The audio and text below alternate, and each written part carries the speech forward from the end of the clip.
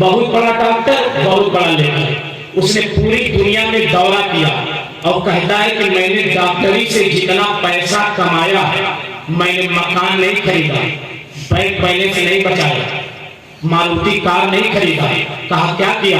कहा after going and tour, कहा मैं दुनिया घूमा। सुभान अल्लाह। कहा मैं दुनिया घूमा, एक एक गांव में गया, एक एक मज़ाहिब से लोगों से मिला, और मैं जब घूमने के बाद मैंने एक किताब मंजर-ए-आम पे लिखी, उसका नाम रखा द 100, दुनिया की 100 अजीम तरीन शख्सियत। बोले मुहानापुर वाले सुभान अल्लाह। डॉक्टर माइकल हुई की सराय and so many books. He wrote a book after going and tour.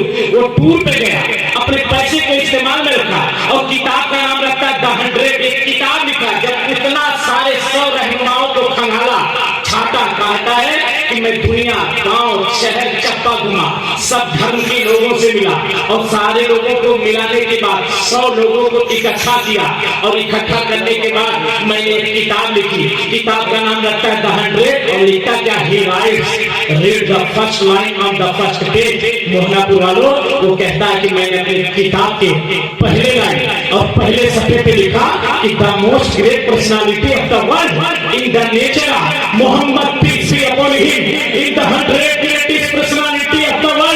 Mohanapur वालों, वो अपने किताब के पहले लाइन और पहले सफ़े पे लिखता है कि दुनिया के सबसे दीनदारी शख्सियत कोई है, सबसे ब्यूटीफुल पर्सन कोई है, वो अल्लाह किसी और को नहीं, द प्रॉफेट वली मोहम्मद, उसे मोहम्मद रसूलुल्लाह कहा जाता है।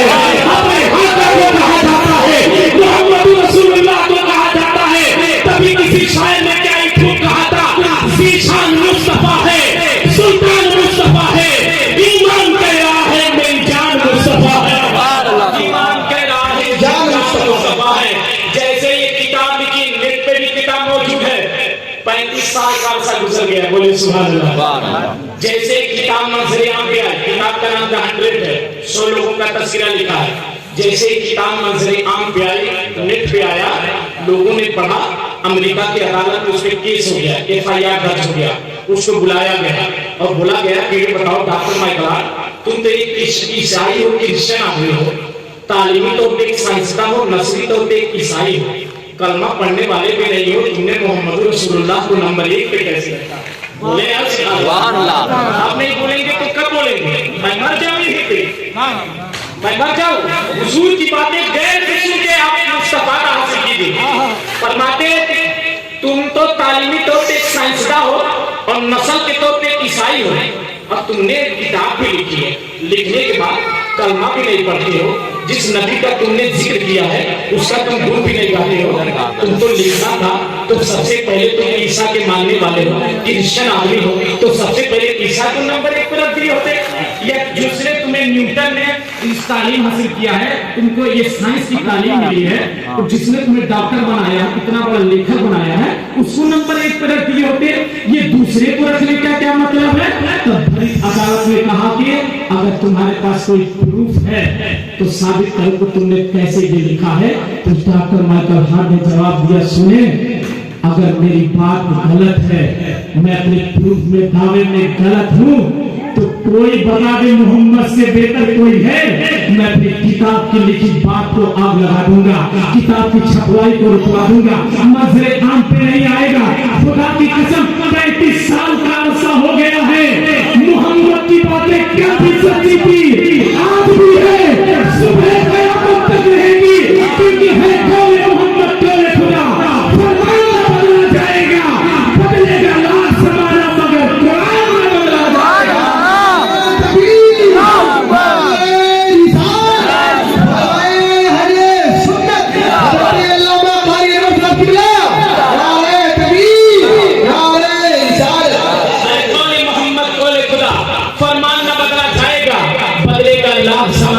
कुरान ना बदला जाएगा। वो लोगों अपने बच्चों को तालीम से लैस करो, अपने बच्चों का एक मिशन बनाओ, अपने बच्चों के तालीम से आशा करो। आज हमारा माशरा कितनी किस कैटेगरी में चला गया, आप देखें तो सही, जरा देखें तो ये उसका कुछ पैगाम लेके जाइए। आप बेदार है ना, 11 से ऊपर टाइम हो रहा है, सलाम पढ़िए, कुछ बयान किया जाए, बयान किया जाए तो चारों बोले सुभान अल्लाह। मैं भी बात थका आदमी हूँ, मेरा मकान बन रहा है, सुबह से मजदूरी किया हूँ, ये तो हजरत नहीं लाते तो मैं आने वाला नहीं था। तलाकी भी पढ़ाया गया है, ये भी किया गया। कहते हैं मजदूर के साथ मजदूरी करना पड़ता है। 200 नीचे से उठा के 250 ईटा लेके गए, 10 बोरा बालू लाद के ऊपर कोई आया ही नहीं था। और शाम को बैठा हूँ तो वही महसूस कर रहा हूँ कि आज जुब्बा साफा में सुबह लीवर बना हुआ था। बहरहाल क्या वो घर का मकानात है, अपने हाथ में तामीरात देना, ये हुजूर की बातें हैं। आप इस कालीन पे बैठे, गोरखपुर का जो माहौल है, इतनी रात पे 11:09 हो रहा है। आप बताएं तो सही, अगर इस मकान के सामने इतना अच्छा मकान खूबसूरत है, इस कालीन पे स्टार्ट पे माँ बहनें भी बैठी हैं, इतनी रात में किसी का रिश्ता लगाया जाए तो इमाम साहब लोग कहेंगे कि 11:09 पे आए हैं और तुम कालीन पे बिठा कर मेरे घर में रिश्ते के बाद इमाम साहब कहाँ आप ला के बिठा दिए? कालीन पे रिश्ता होता है क्या? हम तो सोफे पे बैठने वाले आदमी हैं, हम तो कूलर और एसी में रहने वाले आदमी हैं। माए बहने तो खैर छोड़ दीजिए, अगर शादियों में क्या बोलते हैं फराई ना मिले तो पूरा बारात में हल्ला कर देती है कि आज हमारी इज्जत अच्छा से नहीं हुआ है, और वक्त से पहले फराई भी खत्म हो जाता है, परसों में लेके लोग घर चले जाते हैं। इसलिए आप देखेंगे कि बड़ा वर्ष मिलता होगा, सुनने को मिला वक्त से पहले बरातियों से पहले फराई खत्म हो जाती। मैंने कहता कि सब लोग चोरी करते हैं, किसी एक के साथ लोगों के साथ खून भी पिसा जाता है, लेकिन इतनी रात के वक्त में भी मेरी माँ बहनें इस कालीन पे बैठी है, दूर दराज बैठी है, जो अपने बेट को छोड़कर आई है। आप कहेंगे कि मौलाना ये उनसे बात की महफिल है। मैं कहता हूँ कि अगर इमाम साहब की बात होती, लोग उठकर चले गए होते, कहते कि इमाम साहब आपको 8 साल से हम देख रहे हैं, 500 आपके पीछे इब्तिदा कर रहे हैं, हमारे घर का जनाजा आप पढ़ाते हैं, शादी ब्याह की महफिल पाक में मिलाद आप करते हैं, मेरे बच्चों और बच्चियों का निकाह आप पढ़ाते हैं, आपकी जिंदगी सुबह और शाम देख रहे हैं। कारी मुबारक साहब की बात होती, वहां ये नाते पाक पढ़ते हैं, हुजूर की नात पढ़ते हैं,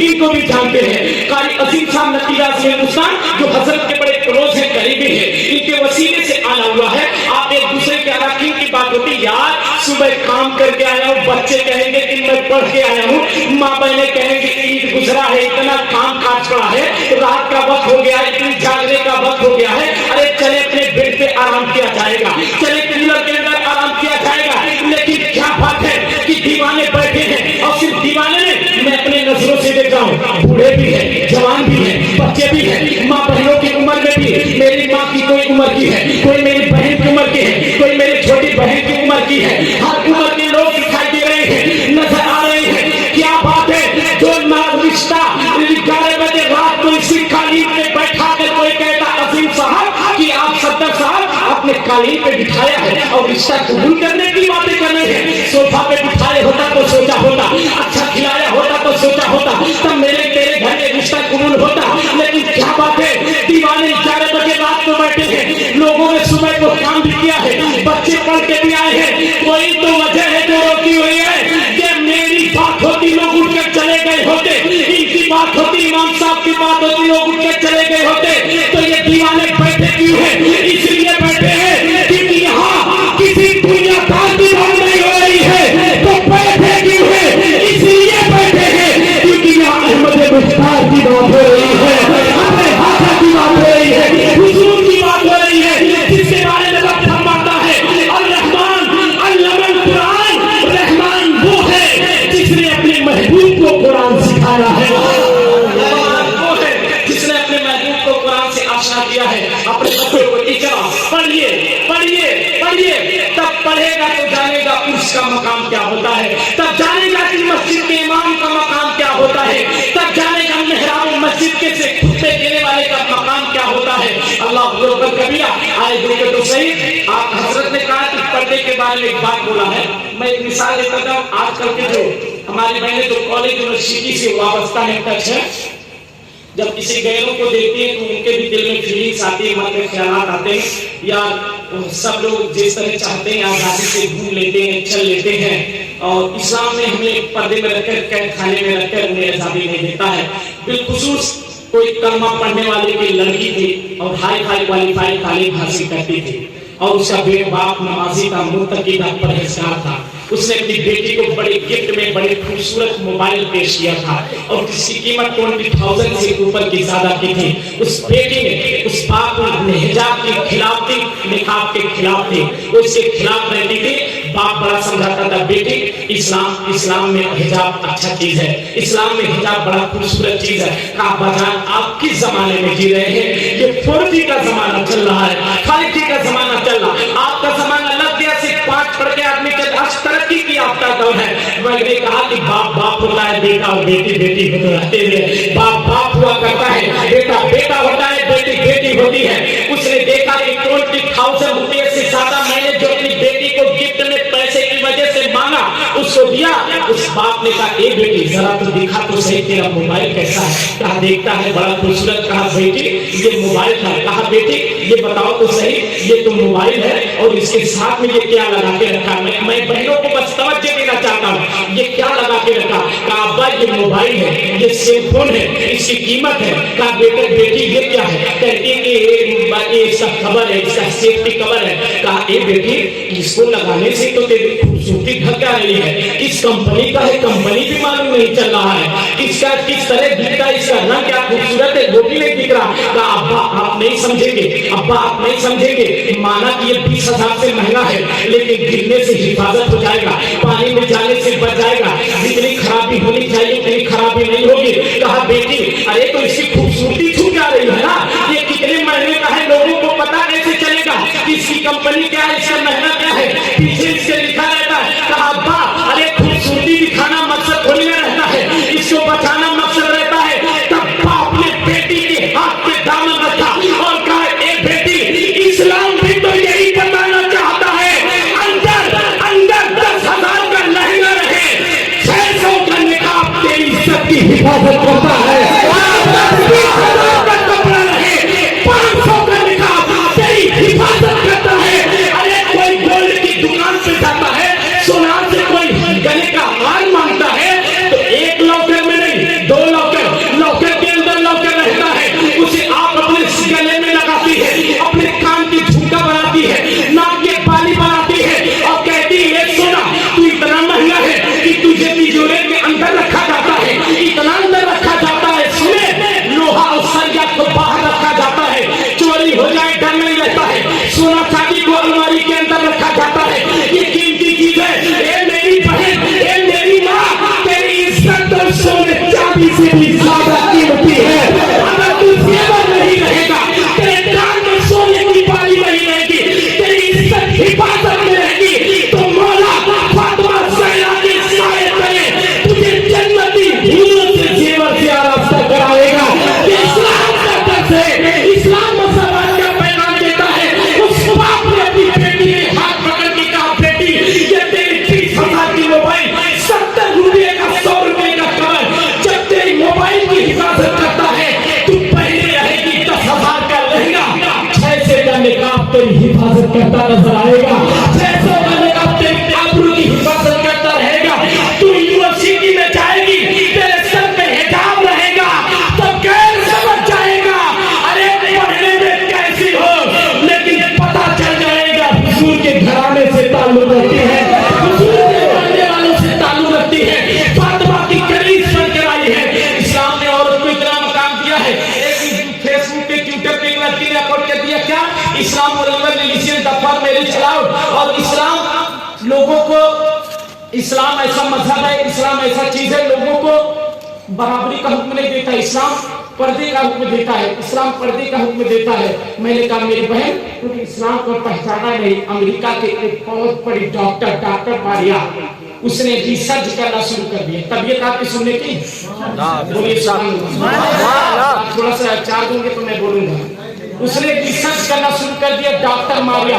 वो क्या लिखती है, कहती है कि मैं कुरान से ऐसी आई से ज्यादा टाइम नहीं हो रहा ना, वो कहती है कि मैं रिसर्च करना शुरू कर दी कि कुरान में कहां मुसलमानों की औरतों के हुकूक को दाबा गया है, उसके ऊपर जुल्म किया गया है।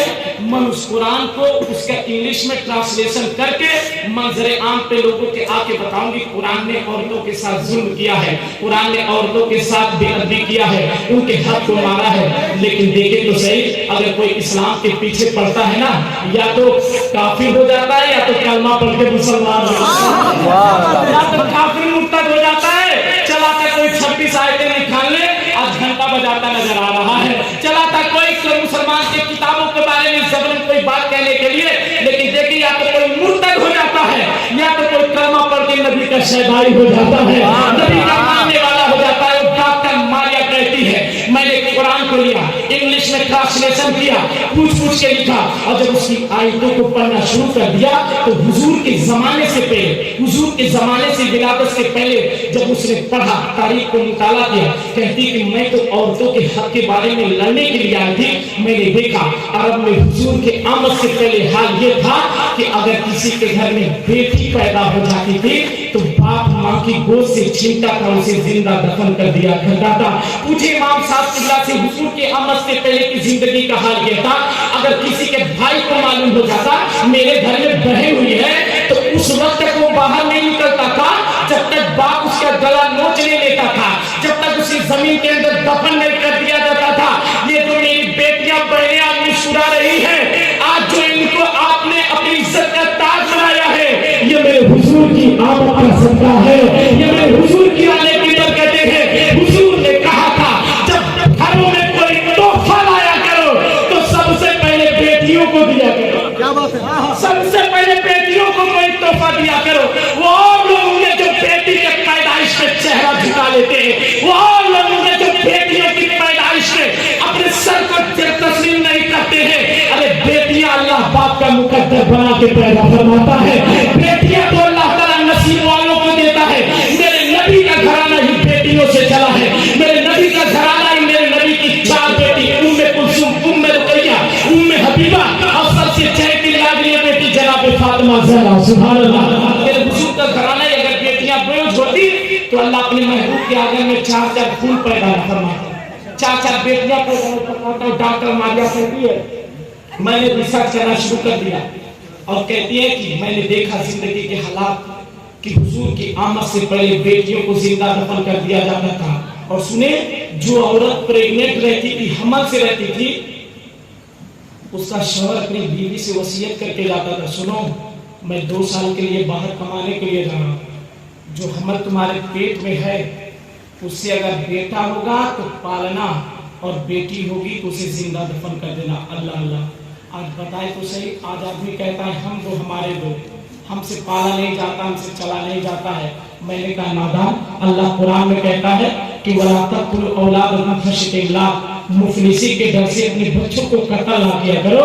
नहनु नरज़ुकुहुम, अरे जैसे तुमको रोजी देते हो इय्याकुम ऐसे उनसे भी रोजी देंगे। अल्लाह कुरान में कहता है मामिन दाब्बतिन फिल अर्दि इल्ला अल्लाह रिज़्कुहा, अरे जमीन पे जितने रेंगने वाले कीड़े हैं मेरा मौला फरमाता है जो सुबह सवेरे चिड़िया अपने घोंसले से निकलती है जब शाम को वापस आती है तो मेरा मालिक उसे भूखा सोने नहीं देता, तो मेरे नबी के मिलाद मनाने वाले को कैसे भूखा रहने देगा? इसी रमजान में इतने महंगाई के दौर में भी जब शाम का वक्त होता था ऐसा महसूस होता था रब की रहमतें बरस पड़ती थी। क्या बात? इतने महंगाई के दौर में अल्लाह दस्तरखान भर दिया करता था, बच्चों को कपड़े भी हो जाते हैं, बच्चों के इंतजामात भी हो जाते हैं। अब कोई 2-3 दिन तक पकौड़ी बना के दिखा दे, मार दे कोई तरह दिखाई पड़ गई, रोज बैगन के और पकौड़ी छान दो, कितना पैसा हो गया। और देखिए रमजान की बरकतें, अगर एक दिन बीवी ना छाने तो ना छाने, अक्का जी रोजा चल रहा था हम नहीं आए तो छान नहीं सकती है। सुभान अल्लाह। ये मोहब्बतों की कैपेसिटी बदल जाती है। अगर 2-3 दिन लगातार छान दे नहीं पहुंचा देंगे, जाओ नहीं से रिफाइन लेके आना तब बनेगा, तब सही होगा।